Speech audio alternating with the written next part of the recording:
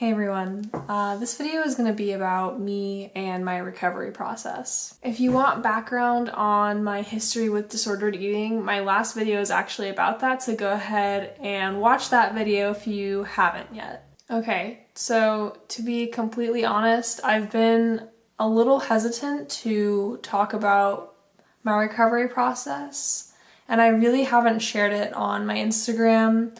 I don't really talk to anybody about it, and I figured it's time to be honest and time to be authentic because I do think there is a lot of value in me sharing my story. The reason why I haven't shared about it is because it's not a traditional recovery that you would see with somebody who is diagnosed with an eating disorder. Just stereotypically, I guess. I think everybody has their own unique recovery path and journey, but I think I've been feeling down about mine because it is everything against what I advocate for now. Like, I would never want my clients to go through recovery the way that I did. But I think that's a reason why it is so valuable for me to share my process of recovery, because other people who might be in the same boat that I was in can see this and know that there is another way to recover from disordered eating. Alright, so let's just dive right into it. So throughout my experience with disordered eating, I experienced orthorexia, anorexia, binge eating, and bulimia. Sometimes one was more prevalent than the other, sometimes they were all happening at once. It kind of just ebbed and flowed, and it just depended on what was going on in my life. So just to be completely clear, I was never officially diagnosed in high school. I never received help, I never sought help, and that was because I didn't actually know or think I had a problem that was serious enough to get help. And I actually never looked emaciated. I never looked like the typical picture of anorexia that you would see on Tumblr or in media in general. And so because I thought that's what I had to look like in order to get help, I just figured I wasn't sick enough. And it wasn't really until college that I finally addressed that I had a problem and found help. So right after I graduated from college, I decided to hire a life coach, and it was for reasons completely outside of my eating disorder. I actually remember I hired him because I told him I wanted to improve my confidence. I had such low self-esteem, which makes sense, especially given my eating disorder history. I was very insecure. I did not like myself, and I was like, I just want to feel confident. But it became clear really, really quickly that I had a pretty tumultuous relationship with food in my body, and a lot of my feelings of insecurity and shame and doubt with myself came from my relationship with food and my body. And my coach actually wasn't at all versed in eating disorder recovery. I don't really even think he knew that much about eating disorders, but he helped lay the foundation of my recovery really, really well, and I'll explain why. So what happened through working with him was I started to shift my beliefs about life, about myself, and about the world in general. I started to really question my own beliefs. And I realized I was giving my power away because I was constantly seeking the validation of other people instead of pointing the finger back at myself and going, do I think that I'm valuable? Do I validate myself? Am I strong in the beliefs and values that I have, or am I always looking to other people to fulfill that for me? And it was really clear that I was not clear on who I was, who I wanted to be, and I was just morphing myself to fit whatever I thought other people wanted me to be. And that was when I got really clear on my dream life and what vision I had for myself. And that involved, owning my own piece of land, running my own business, growing my own food, living a life of freedom, living a life that was sort of against the traditional, get married, have kids, have a career, live in the suburbs, and then die scenario. I knew I didn't want that, and I got really, really, really clear on what my goals were in life. Another thing that was really important to me was creating deep connections with other people. And I remember when I started working with him, I was so socially anxious and so insecure that I I couldn't socialize, and my eating disorder was taking over such a huge part of my social life too, where I wouldn't go out to social events because I was afraid of drinking because of the calories, or I was afraid of going to big gatherings where there was going to be food because I was so afraid of certain foods and so afraid of like overeating, and my social life was a complete wreck. I was so focused on who I was supposed to be and who I should be for other people that I wasn't actually living my own life, and I realized I was wasting this precious human experience that I was given. And through this, I was like keeping myself in a box. I was diminishing my worth. I was wasting my time. I was wasting my energy on something that didn't even align with my values. I knew I didn't want to live my life only caring about how I looked and focusing all this time on like eating perfectly and exercising all the time just so I could look appealing to other people. When I already had this beautiful romantic relationship, I had friendships that were so deep and fulfilling, but I was still wasting my time on something that had nothing to do with any of my passions. So getting so clear on who I wanted to be and the fact that this eating disorder was holding me back from doing all of these things that I cared about doing, that was the motivation for me. That was the groundwork that I had to lay to know my why and have a reason. Every time I challenged a disordered behavior or a disordered thought, I got to go back to my why on the reason that I was so set on healing my relationship with food and my body. So although my life coach was amazing in helping me figure out that kind of stuff, I still didn't have, the recovery focus, the eating disorder education, the anti-diet education, the intuitive eating education that I needed to fully move forward with my recovery. And that's when I started following accounts on Instagram. I did what's called a social media cleanup, and I basically unfollowed anybody that was triggering to me, anybody that was enthralled in diet culture. I followed like a lot of bikini fitness model pages, and I unfollowed all of those because that was like really, really triggering for me. And I followed body positive accounts, anti-diet accounts, intuitive eating accounts, health at every size accounts, and I really began to reframe how I looked at bodies and exercise and eating. What was really helpful for me too through doing all of that was hearing other people's stories and knowing that I wasn't alone and I wasn't crazy and that there actually was hope for me to live a life different than what I was currently living. Also learning what diet culture was and where it came from and how it was harming women as a whole and other marginalized groups was just mind-blowing to me, and I was like, okay, I definitely do not want to participate in this oppressive system. And intuitive eating was so much fun to learn about because it totally aligned with my vision of feeling free around food and being flexible and adaptable. On top of that, I was reading books, I was learning from recovery coaches, and I was watching YouTubers who had gone through the same thing as me and were now recovered.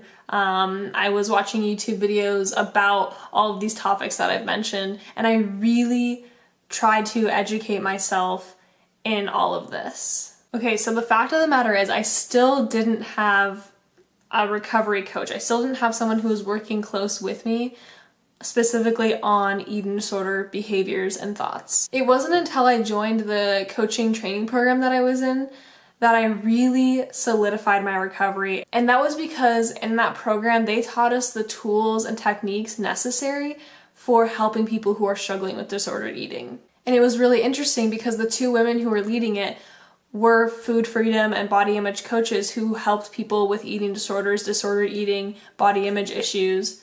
And so they actually had opportunities to not only coach us one-on-one, but coach us as a group. So I got to see other people be coached on this type of thing, and I got to witness what that was like. And that was so helpful for me, not only to get that one-on-one help, but then see other people go through it too. And so at the beginning of the program, there was a huge focus on like the people in the actual program using these tools on ourselves and really learning how to implement them in our own personal lives. And that was huge for me. I didn't really actually realize how much I was missing out on and how often I was still having disordered thoughts and behaviors. And that really brought it to light for me. And I was learning tools on how to deal with it at the same time. And through that, my recovery process just took off. I could go on and on about the tools and techniques that I learned that helped me in my recovery.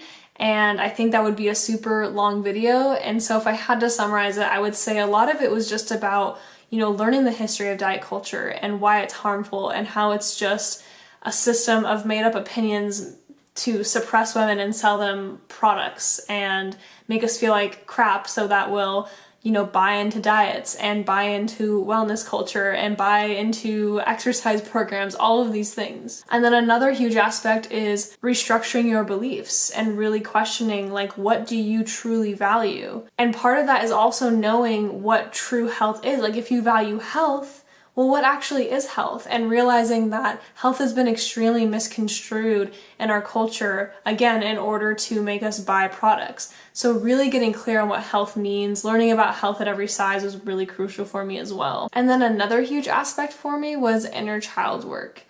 And this forced me to reflect a lot on my childhood and sort of discover where all of these thoughts around food and body originated from. And being able to go back and reflect on that was really helpful, because then I could go, oh, okay, I see where that came from now. Now I can let it go and I can take on new beliefs that actually serve me in this now moment. And I also learned how to intuitively eat, and I learned how to heal my relationship with exercise. And it took a lot of time and a lot of practice, and as much as I would want to go into all the detail of that, it's just too much to put into one video. But if you are curious to know what sort of tools and techniques and modalities I did use and I do use with my clients, you can follow me at Think Outside the Bod, and I talk a lot about those things on my Instagram. So I'm gonna be real with you guys. Eating disorder thoughts still pop up in my brain sometimes, but the difference between old Anna and new Anna is new Anna knows how to handle those thoughts. And it's a process of basically reinforcing new ideas to yourself. And through that, once you start rewiring your brain and going like, no, those diet culture beliefs are not true, here's what's actually true, the thoughts come up less frequently. But the fact is, we live in diet culture. We're surrounded by messages telling us to be thinner and telling us that being thin equals success and worthiness and the ability to find romantic partners and health and all of these things. People discriminate larger bodies, and it's really hard to escape from, especially if your family members are wrapped up in it, your friends are wrapped up in it. There really is no escape, and so it's sort of inevitable that some of these thoughts are going to enter your brain. What really matters is what you do with those thoughts and how you react to them. So yeah, even though I'm now in a recovered place, the thoughts still enter my brain, but they're lesser and I know how to deal with them now. And that's pretty much the summary of my recovery process. I know it's not traditional, and I really want to encourage people who are struggling to get professional help, because I didn't get professional help and I really, really, really wish I would have, because the process for me was pretty tumultuous. I had a lot of relapsing happening. I had a lot of moments of 2 steps forward, 1 step back, and it was really frustrating, and I was kind of left feeling confused, kind of feeling let down, feeling exhausted, and feeling really isolated a lot of the time. And that's a huge reason why I decided to become a food freedom and body image coach, is because I know how helpful it is to have someone there leading you along the way and holding you accountable and showing you that compassion that you deserve. Yes, going through this process is work. Yes, it takes a lot of practice, but it is a million times more freeing than being a slave to an eating disorder. And in that short period of time where I did have 2 coaches well-versed in recovery coaching, my recovery just exponentially got better. So please, if you're struggling with anything around disordered eating, body image, over-exercising, anything in that realm, please, please, please do not hesitate to get help. If you need help immediately, you can call the National Eating Disorders Association helpline at 1-800-931-2237. If you're comfortable, tell somebody in your life that you love about your eating disorder. And heck, even message me. I say this all the time. My DMs are always open. If you ever want to email me, you can email me at annawegnercoaching@gmail.com. You can DM me. I love hearing from you guys, and I'm always willing to help you or support you in any way that you need right now. And although DMing me or calling the National Support Helpline isn't the end-all be-all, it's a really good start. And if you are interested in hiring a coach, I am taking on one-on-one clients. So if you're curious about that, you can visit my website, which I'm going to link below. You can look at my Instagram, which I will also link below. And all you need to do is either reach out to me via email, fill out the discovery call form on my website, or just DM me on Instagram. You are not alone. You deserve help. No matter how much you're struggling, what your body looks like, whatever, you deserve help. Thank you all so much for listening to this. I really hope somebody out there can relate to this and it inspires you to heal your relationship with food in your body, because you got this. You really got this. All right, I will see you all next week in the next video.